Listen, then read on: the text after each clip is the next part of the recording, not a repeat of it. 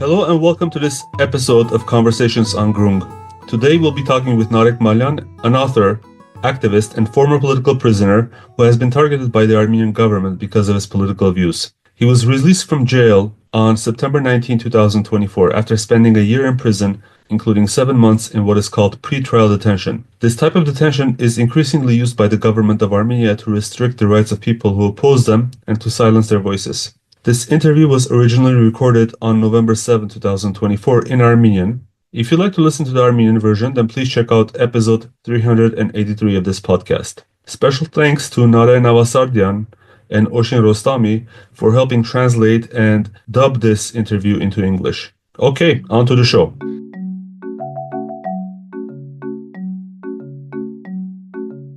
Welcome to Groong. Hello, Narek. Hello, it's a pleasure to be here. It's been almost 2 months since you were released from prison. Part of your time in prison was spent in pretrial detention, and the rest was your 1-year sentence. First, can you tell us how you feel about being free? 1 year has passed and it was interesting, with new interesting experiences. Prison life is completely different from normal life, and in no way do these two intersect. That is, after entering prison, I forgot that I was ever free. In just a week, I couldn't even remember my phone number. I started to forget many things related to regular life. Similarly, when I was released, I left my year of prison life behind. Freedom has completely different priorities and interests, and a different pace, whereas imprisonment means you're in a small room. By the way, our cell had 6 prisoners. Of course, at first, I was in pretrial detention at the so-called KGB, or National Security Service, NSS. Then I was transferred to Vartashen prison. In essence, I spent almost a whole year in that one room. My friends laugh. They say that I'm the only one from the opposition who was convicted and served the entire sentence. Because usually they detain them for several months and then release them. Everyone has a criminal case in court, but no one has a verdict. As you remember, in 2018, this government promised to punish everyone, but so far they've only punished me. So in some sense, the 2018 revolution was against me personally. That's all I can say about my prison time. You were being tried in 2 different criminal cases. In one of those cases, the so-called Ceausescu case, you were exonerated, but that didn't stop the government prosecutors from appealing the case. Nevertheless, they lost the appeal. In the other case, you were found guilty and given a 1-year jail term. Can you share what it was like for you to be greeted by your father and sons upon your release from jail?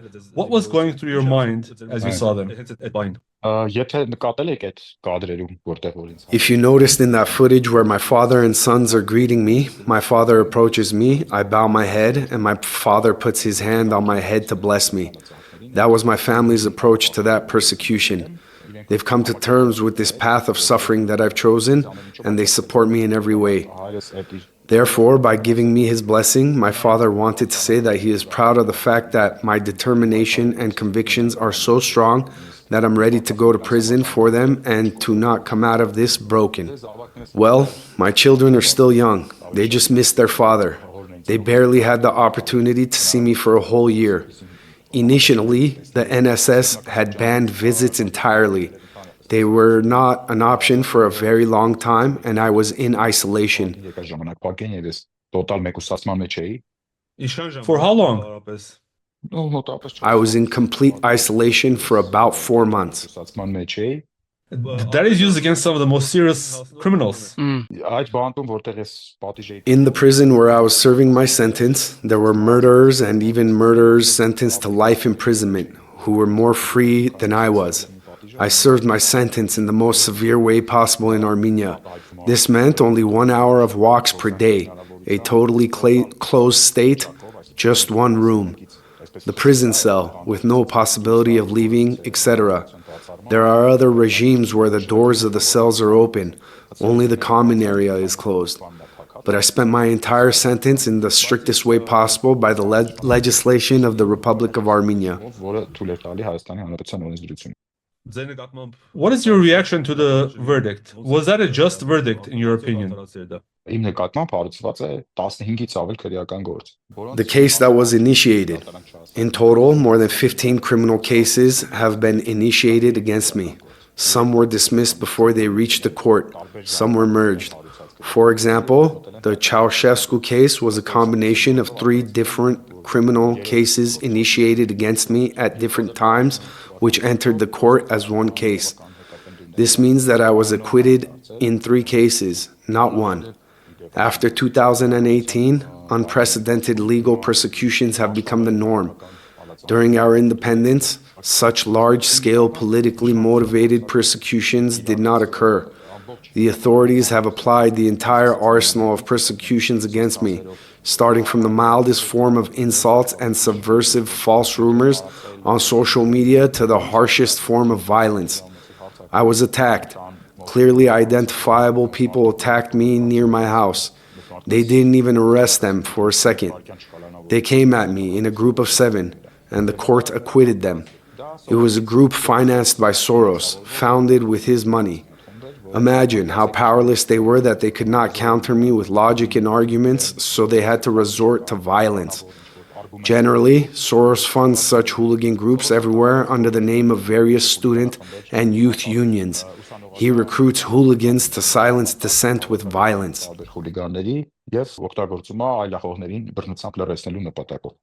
If I'm not mistaken, they were going to kidnap you. They were trying to kidnap me, which they failed to do, of course. They were so dumb that even with 7 people, they couldn't get this one thing done. The most important part here is that the court acquitted them. The judge was in very close relations with the U.S. Embassy. In particular, he was close to the head of the Criminal Justice Reform Department of the embassy and was actively influenced by the West. That judge, I assume, under pressure from the embassy, illegally issued an acquittal verdict. As for the other cases, there were many such attacks and innumerable criminal cases.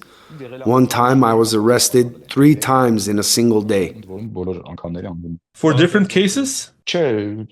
No, for participating in the demonstrations, or they took me off the street with a SWAT team. In America, they call it SWAT, correct? They laid me down on the ground with SWAT and machine guns, claiming suspicions that I had a gun, which was ridiculous. They've searched my house many times. The last time they came was during the war, on October 10th, 2020. They came to search my house during the war for completely fabricated reasons. For what? They found someone in the United States, a woman, a former prostitute, by the way, who had filed a complaint with the police alleging that I had spread her passport data on social networks. They initiated that criminal case so that they could take all the respective legal actions to search my house, arrest me, etc. They needed me to have a criminal case. In any way, they were looking for a very long time. They even tried to pin something related to corruption on me, but they couldn't because there was nothing to latch onto. So, this is the last 6 years of my life. I've been through the whole range of persecutions, but I'm not alone in this regard, and there are many others. One of my friends, Armen Grigorian, died in court. Moreover, it's distressing that our human rights organizations, especially Western-funded ones, did not recognize him as a political prisoner, did not speak about his rights in any way, and did not condemn or address the incident after his death. In general, for 6 years, Western embassies and human rights organizations operating under them have been constantly repeating that there are no political persecutions and politically motivated cases in Armenia, which is a shameless lie because there has never been such a wave of repressions in Armenia. Moreover, that wave of repression is being carried out by exceptionally ignorant people in very crude and illiterate ways. For example, there were so many gaps and mistakes in my criminal case that when there is a normal government, that is, when the courts are independent, everyone, starting from the judge to the investigator, will be held criminally liable. Because, for example, the judge ordered my detention without even having a final decision on criminal proceedings. That is a mandatory thing. In its absence, no one has the right to detain anyone. At the end of the trial, he realized that he had not included that document in the case, announced a break, backdated that document, and brought it. But these are all provable things. Also, throughout the entire trial, no consideration, motion, or word from the defense side found a place in that case. They didn't let me speak at all in court. They silenced me from beginning to end. Once they even applied a sanction, removed me from the courtroom, and the judge announced that the peak of criminal misconduct, that the session would be held behind closed doors. When they explained to him that he simply didn't have the right to switch to a closed-door session, because that's done in specific cases. For example, when it comes to state secrets or information about personal life. And it was time for my last word. I just had to speak at the end before hearing the punishment. I don't want to go into all of the details. 3 times, I have voluntarily presented myself to the police, knowing that I was going to be arrested. But the cited reason why they put me under detention was that there is a risk I might flee. How is it possible when I voluntarily came to the police 3 times? Another thing is that I was arrested by one institution, but the papers they gave me were from a different one. In short, lawlessness at every step. There are 3 main articles that this government uses to carry out political persecutions. First, the article of calls for violence. Second, the article of hate speech, with which I was convicted. What does hate speech even mean, according to them? Any criticism of the government, which you can't really criticize with love, can you? Even in the mildest criticism, there is some reproach, some reprimand, some level of categorical approach, some intolerance. Those articles were created to protect the minority from the majority. And with those articles, the majority persecutes the minority. The government persecutes its opponents. Despite numerous European resolutions which prohibit the use of those articles for silencing political opponents, it is written in black and white. But naturally, all that was very openly violated. Zero reaction. Not a single human rights defender has reacted in any way. But there's more. Erdogan was once convicted under the hate speech article, just like I was. So our human rights defenders consider Erdogan a political prisoner, but not me.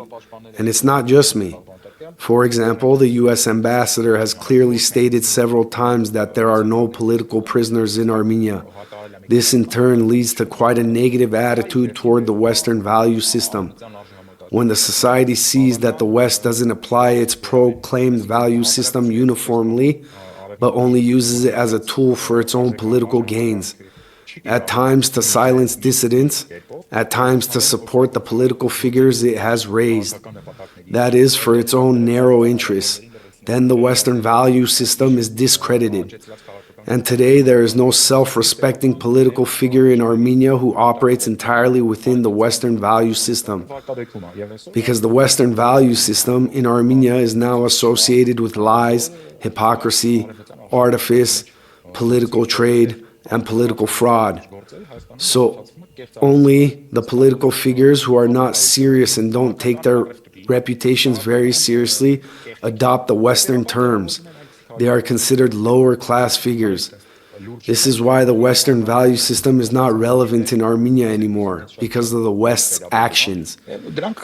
And the third article they use against the opposition is the article on hooliganism, to which they added a section called Hooliganism using technical means. That is nonsense. For example, if this interview goes on air and the authorities decide to arrest me, they can claim that I committed hooliganism and did so using technical means. They often initiate these cases out of the blue.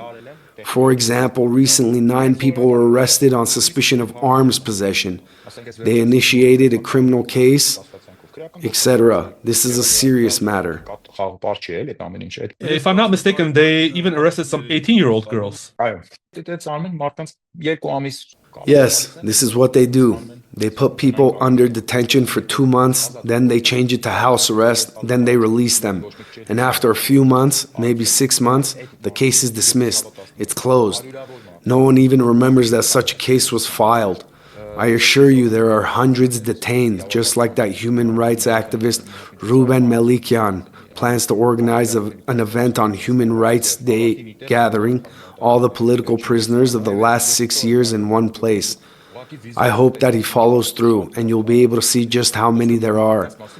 I'm talking about those who were imprisoned. We don't count the cases where a criminal case was initiated, but there was no detention as they chose another preventive measure.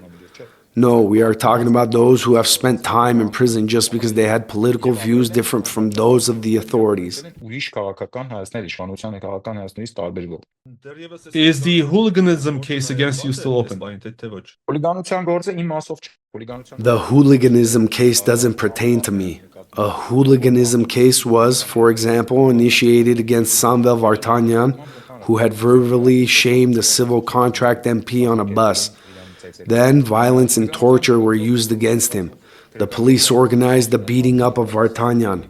A criminal case under the article of hooliganism was also filed against bloggers Narek Samsonyan and Vazgen Sagatelian, and so on and so forth. If the authorities want to arrest you, they choose one of those 3 articles and assign it to you. That's how it works. Political repressions come in waves. They're related to the state of the government. Let's say the government is in a shaky position, say related to Artsakh giveaway or to some other protests. Then in order to put out those fires, the authorities immediately fill the prisons with those they are most threatened by. After a certain time, they are released. In fact, my punishment was the only case where the authorities went all the way. Just to be clear, will you be appealing your verdict?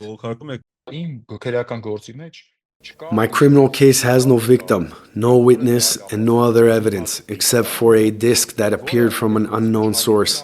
I even tried to find out the source of the disc in court. No one answered my question, because this is how it went down. The SNCO under the Prime Minister sent that disc to the NSS and told them to use it to put me under detention. They quickly followed the order. When I say that it was obvious they fabricated the case, it actually refers to this too.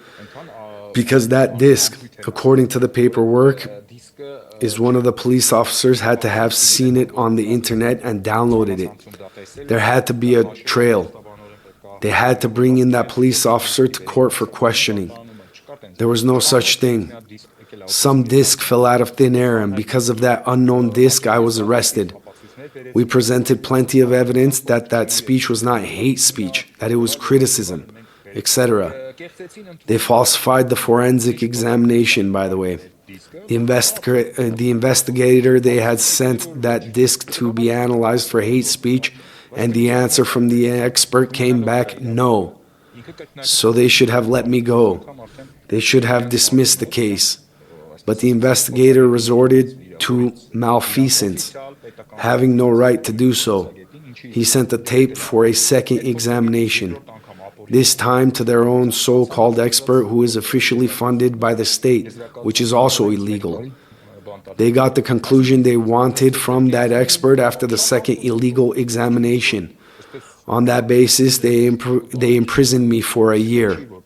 In other words, very careless fabrications. No lengthy investigation is needed to understand that the situation is dire. It's all on the surface. They need to arrest someone, they just go ahead and do it. They also use this interesting trick, especially when it comes to former officials, whom they want to deprive of international support as political prisoners. They just add a money laundering article to their criminal cases. This is done because in the West, a money laundering article is considered a very serious article. It may imply drug dealing, laundering drug dollars, financing terrorism. It's a serious accusation.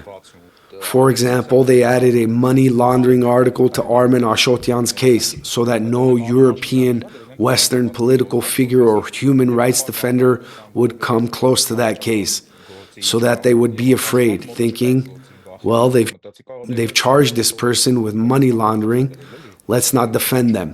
It might turn out that he financed terrorism or something. They have become quite skilled in some respects. How much time and energy does it take from you to be involved in these cases, go from courthouse to courthouse, and then back to jail? Can you tell us a little bit about your daily routine? I have about 30 civil lawsuits against me. All of them, it's very interesting, are from Western human rights organizations, transgender people, mostly from Soros-funded organizations. 30 civil cases, can you imagine? 30 cases that can, say, schedule a court hearing at least once a week or once every 10 days. I have tried to work with lawyers. First of all, I want to thank those lawyers who basically volunteer their time, because what is happening with the legal system is simply terrible. This is why many lawyers agree to work for free or for some symbolic compensation. For example, Tigran Atanesian, Ruben Melikian, who has created the organization of 5 human rights defenders, gathering all the lawyers who will volunteer their time.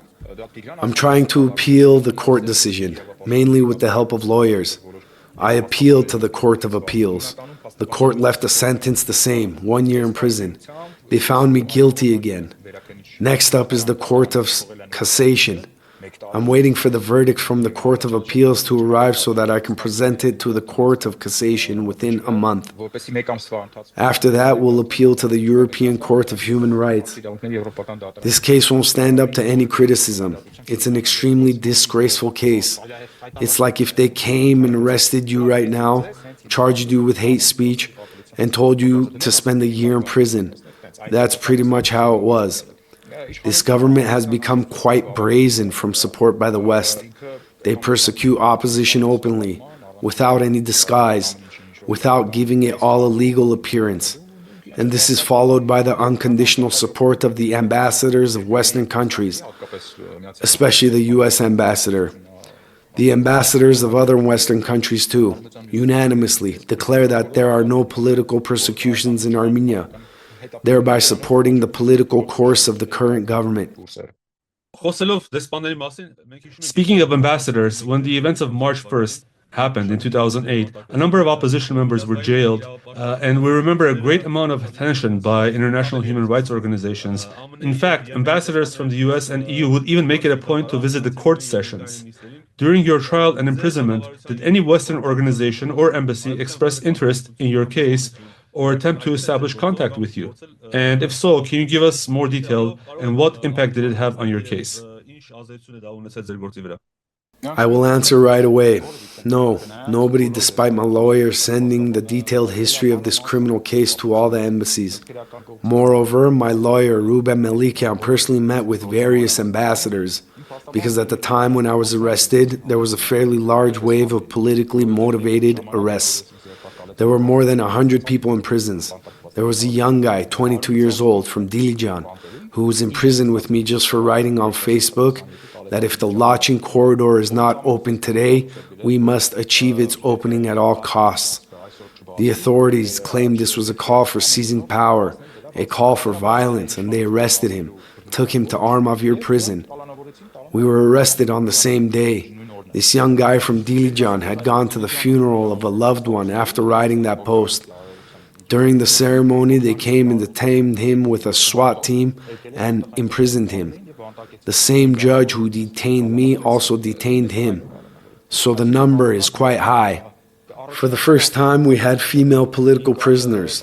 There was a woman, Hovik Manucharyan, a mother of 2 underage children, who was accused of calling for violence and taken to jail. Ani Karapetyan was 9 months pregnant upon detainment. She had a child a few days after her detainment.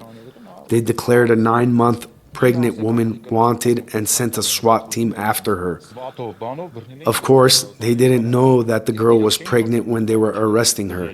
They only saw her after and didn't jail her. Thank God, at least. I mean, the repressions were quite comprehensive and extensive. So all of our lawyers together went to various Western embassies. No results whatsoever. The more sincere ambassadors shrugged, saying, well, we can't do anything, we support the government. The less sincere ambassadors just listened silently and didn't reply. But wait a second, why are we discussing ambassadors? We have a human rights ombudswoman in Armenia, right? Do you know how many times the ombudswoman office sent someone to visit me in a year? And I wasn't silent. I kept raising my voice. And by the way, I also had health problems, but was deprived of any way to present them at the time. 0 times. 0 times, yes. Ոչ մի անգամ մեր մարդու իրավունքների պաշտպանը Not even once. Our ombudswoman is busy protecting the rights of transgender people, LGBT people, and so on. This is where she sees her mission. She doesn't care about those persecuted for their political views. I want to make a very important point. Political double standards are distressing not only because innocent people are arrested, tried, and imprisoned simply for their political views. That is only one side of the pain.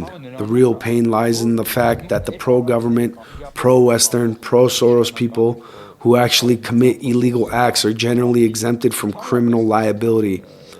In other words, they have been given permission to act with impunity.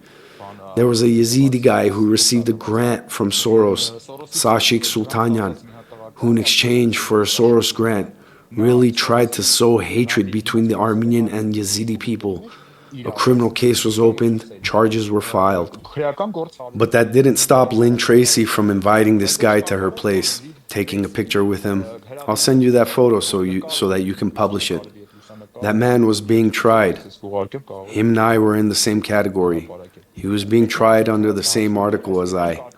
By the way, Armen Grigoryan was also tried under the same article as me, another case of hate speech. But Sultanyan didn't even spend a day in prison, even though that article exclusively prescribes imprisonment.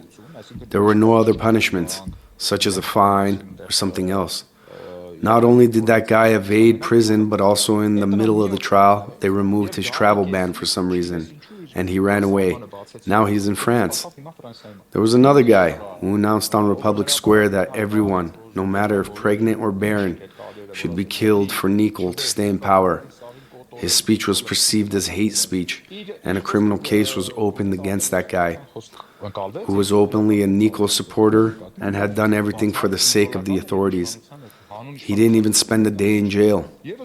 That guy was tried. I don't know if they acquitted him or gave him some kind of conditional sentence, but he didn't spend even an hour in jail. So the double standards here work as follows. They give their supporters anything they want. Everything is allowed. Nikol Pashinyan's own speech about laying down the opposition on the asphalt, feeding them concrete, etc., is a classical political hate speech by the representative of the majority to the undesirable minority. Adolf Hitler made a similar speech, a call for violence against the minority. In other words, when people who control the levers of power in a country, and the government is always the representative of the majority, correct? When the actual majority begins to spread hate speech against the minority, the implementation of which is quite probable.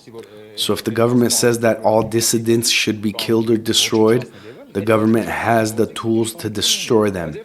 But when the opposition says that this government should be removed, it should be viewed as political criticism. The minority does not have the means to implement any of it, so that speech will remain speech.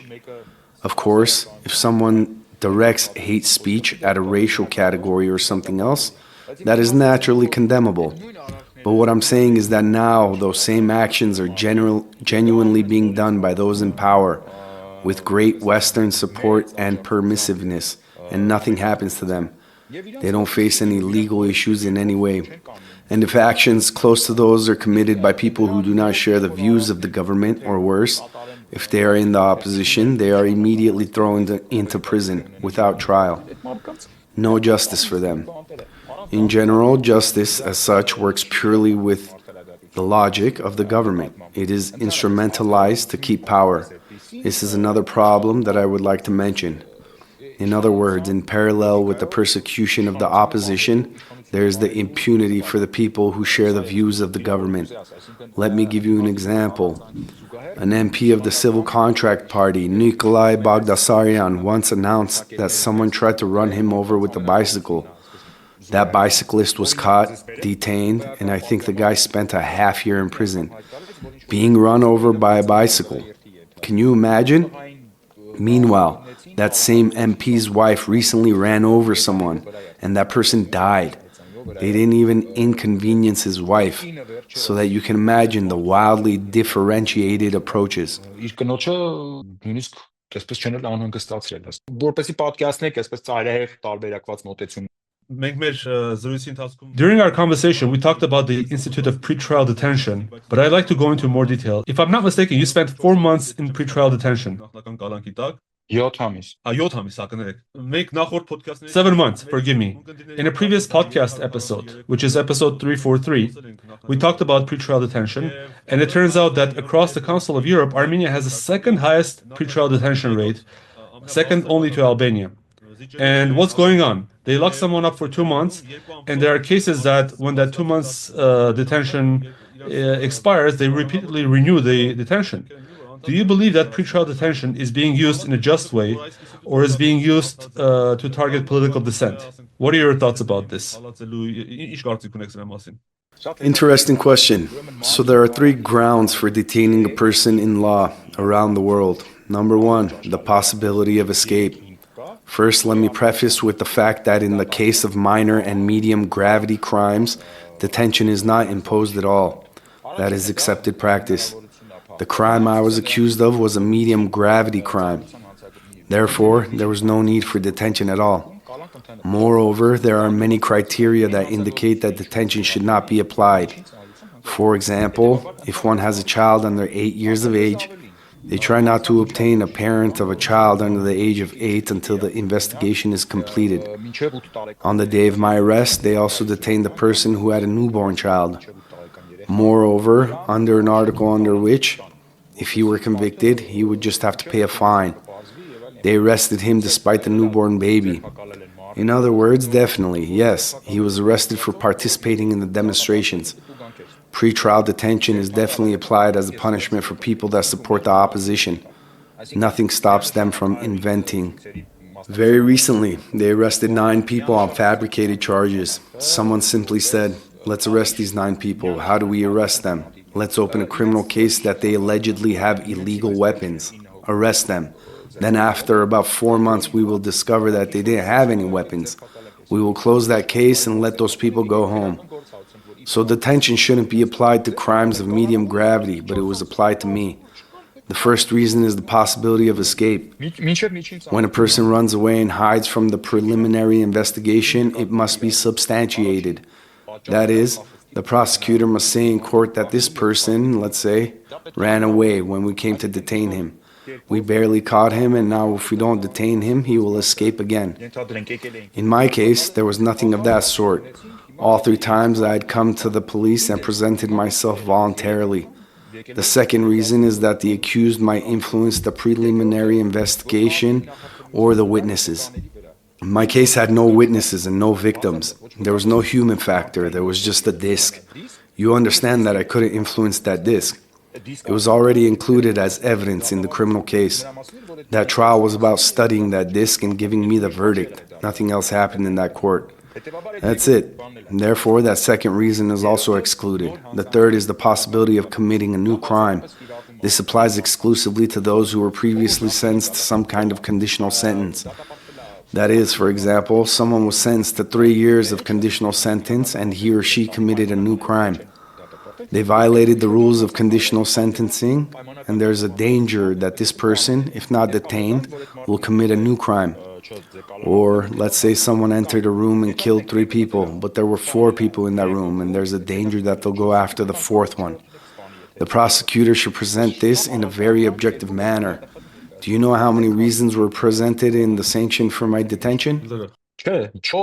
No, 4 reasons. There are 3 possible reasons in international law. I don't know how the judge came up with the 4th one, but 4 grounds. In other words, I would either flee, influence non-existent witnesses, or commit a new crime. I am a person who has worked in the law enforcement system for many years, who has medals, who has not been previously convicted, who voluntarily came to the police. So none of the grounds applied to me. But I simply had to be detained. I had to be in prison. They sanctioned my imprisonment. Especially now, when there are many alternative preventative measures, house arrest, administrative control, signature, bail, etc., but they don't seem to apply to the opposition. If they decide to persecute someone in the opposition, the political decision to imprison him is already included in the package. Moreover, this is done very openly. How can this institute of pretrial detention be fixed if there is a change in government, for instance? What is the reason that it is so easy for this government to abuse pretrial detention for political purposes? If there are independent judges, people who are not afraid of the authorities, the judge who announced my detention and those 3 grounds for it, adding an extra point he made up, he was a member of Aram Sargsyan's party, which is considered a pro-Western party. Do you understand? He was appointed a judge with that party's quota a month before he tried me. They choose judges according to the principle of kinship.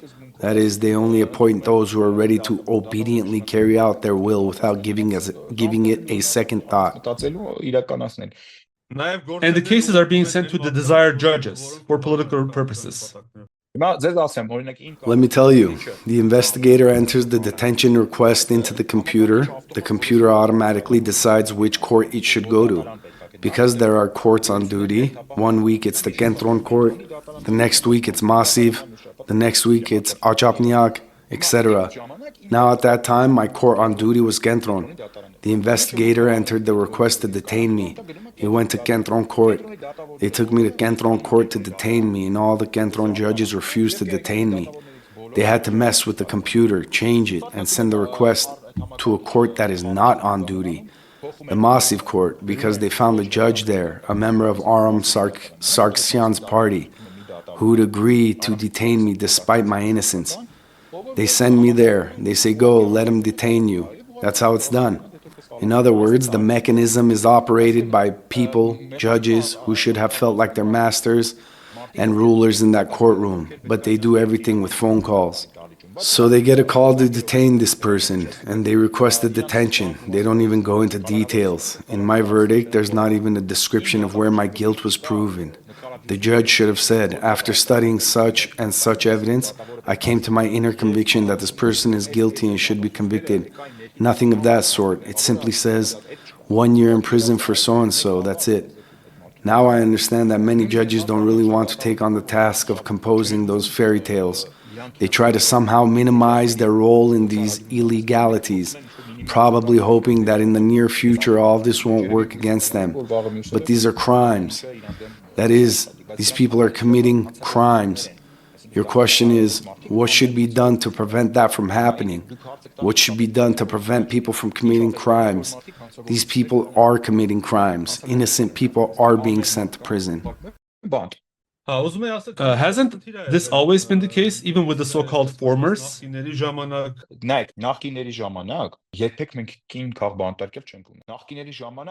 Look, during the rule of former authorities, we never had a female political prisoner. We never locked this or that person up just to shut them up. There were people in criminal cases that were treated in an ambiguous way. Perhaps there were criminal cases that were approached with slight bias. So there was a misdeed, but maybe something was added to make it more severe. Even that, I agree with you now with many reservations. But such a large-scale wave, such blatant illegalities, such a complete lack of conscience, because detaining a mother of 2 minor children and keeping her in prison for 2 months, then releasing her and closing the case. So she was not convicted. They gave her 2 months of detention, then released her. It all went away. There have never been such approaches with previous administrations. Never. And I am sure that there will never be.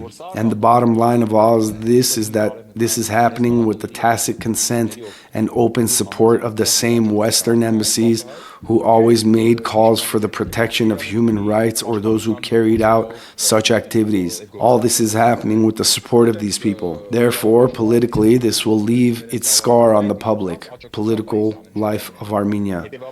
That is why, when a person speaks of human rights, of Western-coded concepts, he or she already gives rise to doubt. There's already skepticism, there's already mockery, there's this frivolous approach, because everything is so obvious that even if you really don't want to, you can't help but notice.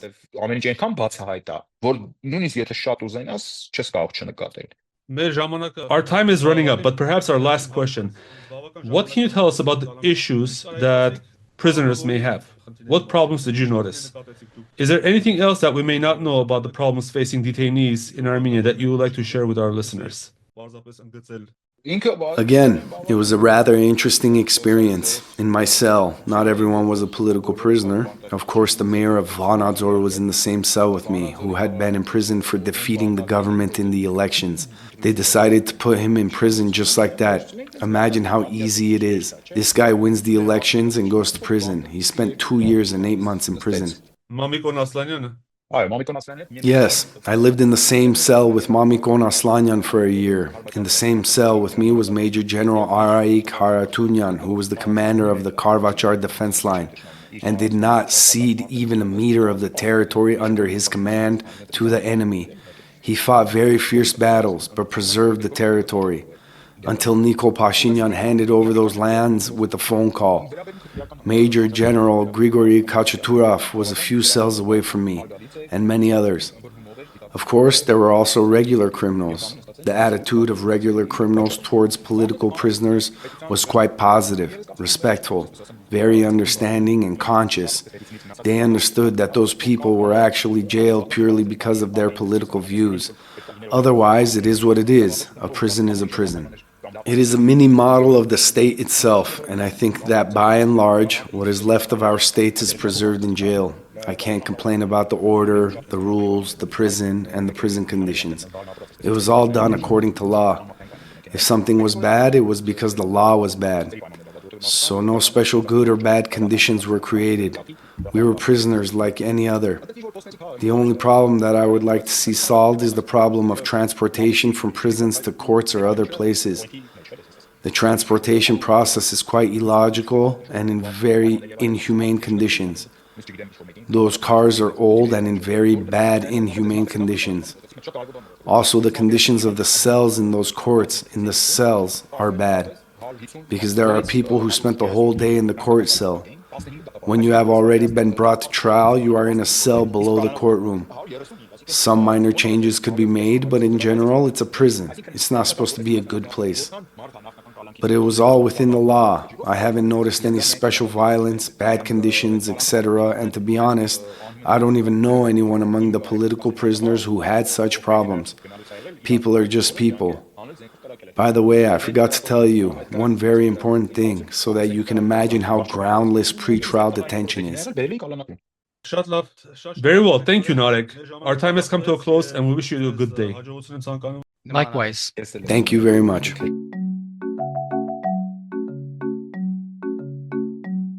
That's our show today. This episode was recorded on November 7, 2024. We've been talking with author and PR expert Narek Malyan. Malyan holds master's degrees in international law and in public administration. Malyan transitioned from a role in the military police's homicide investigations unit to pursue a career in PR, founding the successful People Meter PR agency and later Malyan PR in 2019. He also served as advisor to the head of Armenia's police from 2011 to 2017 and taught courses on PR ethics and strategy at the Police Education Complex in Yerevan State University. For more information on the participants in this episode, check out our show notes at podcast.groong.org/episode number. And thank you for listening, and have a good day.